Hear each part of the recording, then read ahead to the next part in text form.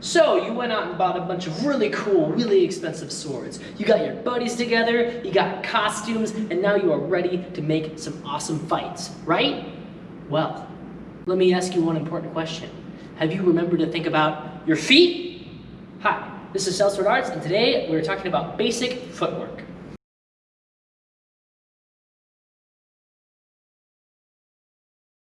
So for this video today, I'm going to be using mostly Society of American Fight Directors terms and terminology, which if you are a fencer, you will recognize because most of them are taken directly from fencing terminology. So before we can talk about footwork, we have to talk about our stance. So I'm going to teach you a universal fighting stance that's roughly good for any stage combat you're going to be doing. There'll be alterations for different styles, but this is kind of a basic, covers all the bases sort of thing. Take your feet and put them shoulder width apart. Take your non-dominant foot and put it one step behind you. Turn that toe so it's about 45 degrees away from your body. Bend your knees. This is going to be our stance. Chest forward and up, and knees bent.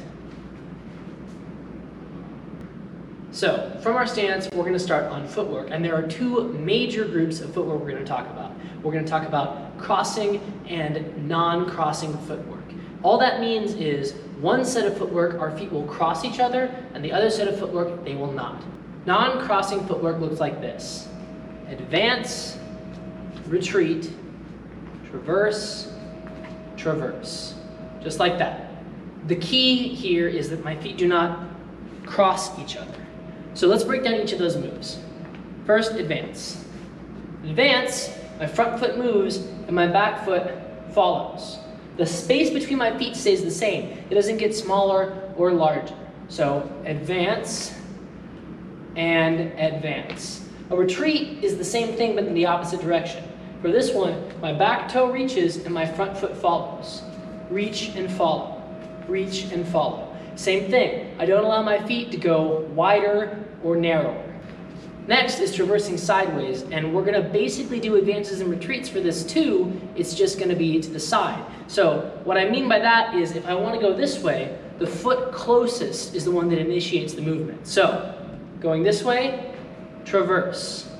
Going that way, traverse. Just like with advance and retreat, the foot in the direction I want to go initiates the movement. Advance, retreat, traverse to the side, traverse to the side, just like that, keeping this nice stance. The next section we're going to talk about is passing footwork. So it's just like the name says, footwork where my feet pass each other. A forward pass is when my back foot moves in front of my current front foot, and my old front foot becomes the back foot. It just twists out like this. So watch again. Step and pivot. Step and pivot. When you do this, try not to swing the leg like that. This foot passes through and then I reposition my back foot.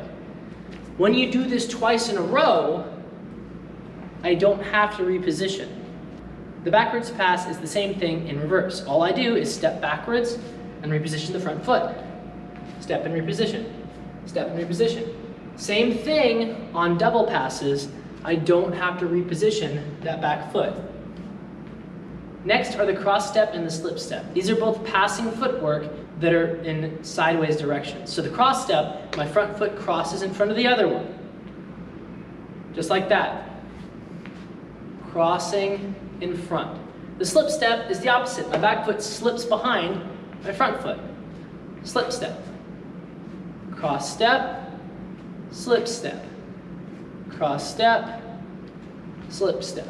Cross steps and slip steps are especially useful if you're doing circular footwork. So if I'm facing an opponent and we circle like this, so it works very useful. I can do the same thing in the other direction.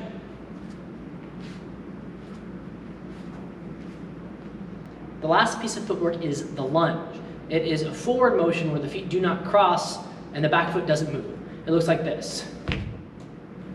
So, the way it works is the front foot does a mini kick forward and the back foot pushes. Kick and push, just like that. This leg is straight, my toe's still at my 45-degree angle out. Don't let this knee bend, you can hurt your knee. With the front foot, I want to make sure that I can see my toes over my knee and that my toes are pointing forward. If I do this, my foot sideways, I put a lot of tension on my knee. Also, if my knee is over my toes, there's a lot of tension here. So, again, kick and press. This little reach just helps push the body forward like this. Now to get out of this, we do what's called a recovery. We're gonna do a backward recovery for this one. And a little fencing trick to help you here to preserve your knees. If you push up like this, you're putting a lot of pressure on this knee. Instead, bend your back knee and then stand up. So, here, stand up. Boom, up, just like that. So the cool thing about this footwork is it can be combined, mixed around, smashed together, altered, and these are only the basic building blocks. There's a lot of more specialized moves out there that we'll get to at a different time. But while you're at home practicing, I encourage you to try and string some of these together. So maybe you can do advanced lunge, called a pottenando. Or you can do a combination of a pass lunge, pass advance, retreat lunge, endless combinations. Work on something and maybe show me a video of it too. Oh man, whose idea was it to do a footwork video after leg day?